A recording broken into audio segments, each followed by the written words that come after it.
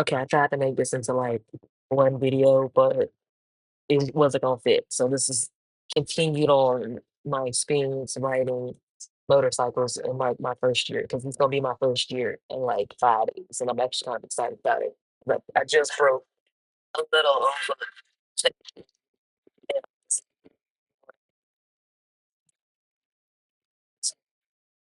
When you're gonna notice that there are temperature changes.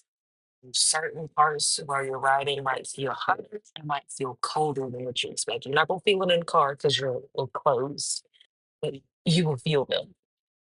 The only way I can halfway describe the feeling would be yesterday when me and my husband went riding because I didn't know that there was like a film studio about 15, 20 minutes from our house. So we just rode over there and it was hot. It was like what, 86, 87 degrees yesterday, even with full gear on and my little hoodie on.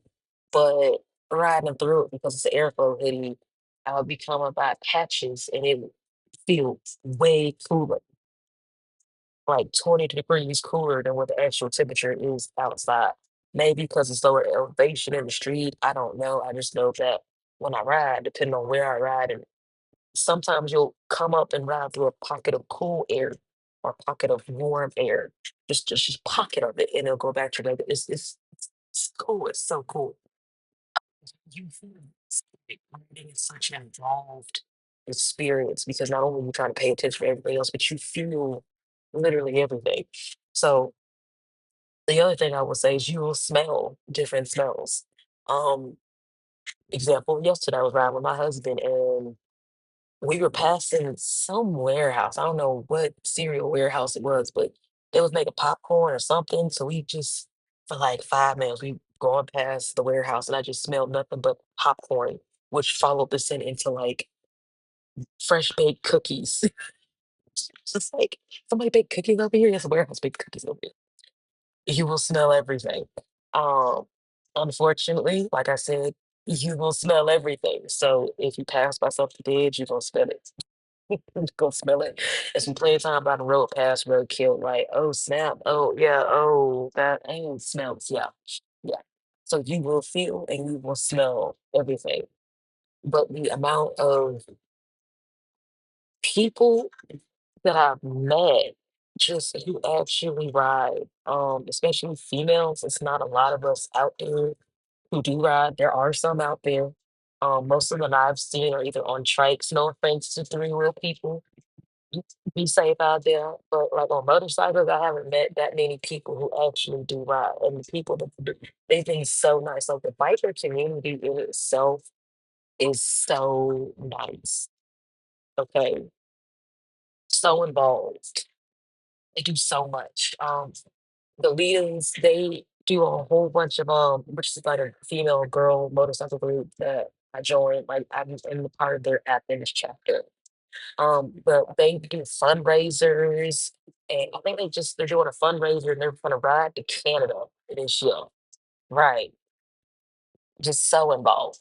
So I've been very fortunate to meet a couple of really cool riders out there who they've told me what gear to get as far as for somebody new. Like I kind of really needed that.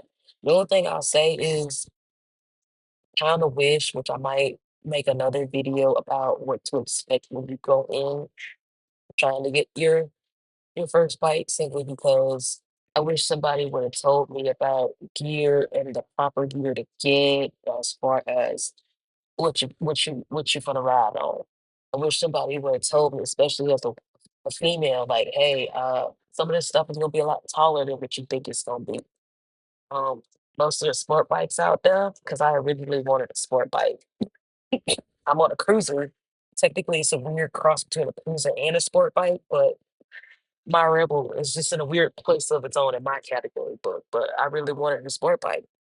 I didn't know that insurance on them things, especially the higher up in engine size you get, is expensive. Expensive. Not $200, $300 expensive. Probably little bit more than that. Right. So, yo, 8, 9,000 liter bikes.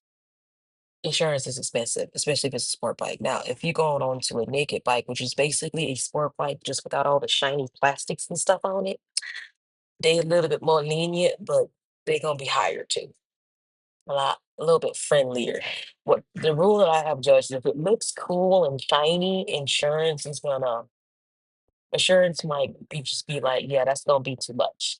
Because you got to factor in most of the people who do get the sport bikes be doing stupid stuff on those sport bikes. Not everybody, but you do got that crowd that do stupid things. Okay. Um Now when I went to go get my bike, I didn't know it was gonna be like this. So I'ma just let y'all know.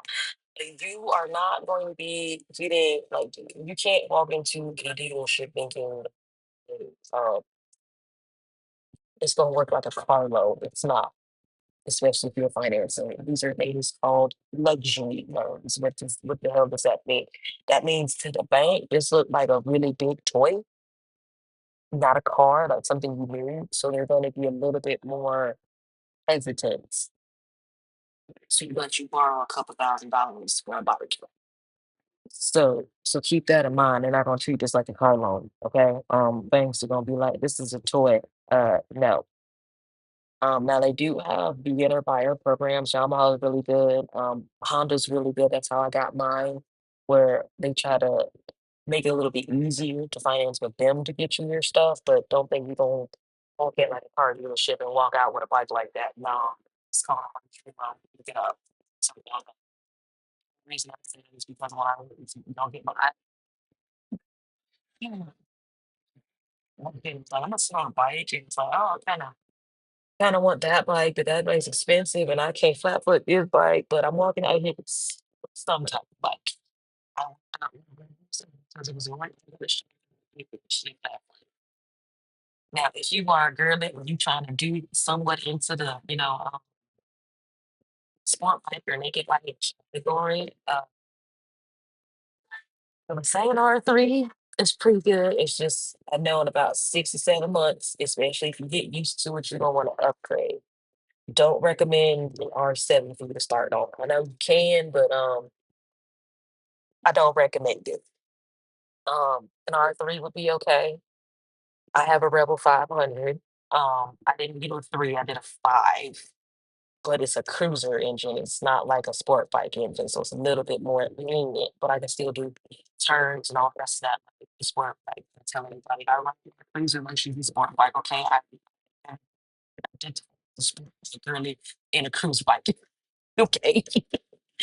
Um, you could do a Rebel 500, you could do an R3. Let me see. You could do a Ninja 400 or 500. Really, the 500 is the same as a 400, and they started phasing 500s out. The 400s out for the 500. So really, you can interchange the four or the 500, but a Ninja would be really good because you're really easy to get to. That's what I've heard. Um, and I'll say this: you be thinking you be going to sit on the I'm comfortable. Okay, get your also know this. If you want a sport bike, look into naked bikes. It's the same thing like a sport bike, just without all the shiny plastics and stuff on it. Insurance is going to be a lot friendlier on them. Also, most sport bike, they'll tell you, ask them about their on a sport bike, you are hunched all the way over. Okay, on a naked bike, you kind of sit up, like you sit in a chair. That's why I said, look into a naked bike. They're gonna be a lot more easier and friendlier on you than that. I wouldn't recommend going no past a 500cc engine. You can start on a three, but I wouldn't go past a five. Um, Definitely take a class, like I said, my video and my some class to learn, so you can take them. But I was choosing threes, you're gonna want to upgrade about 6, 7 months, especially if you finance, and it's not gonna be fun trying to trade bike in for that. So there you go. That's just what I've learned in the past year. Hope that helps somebody.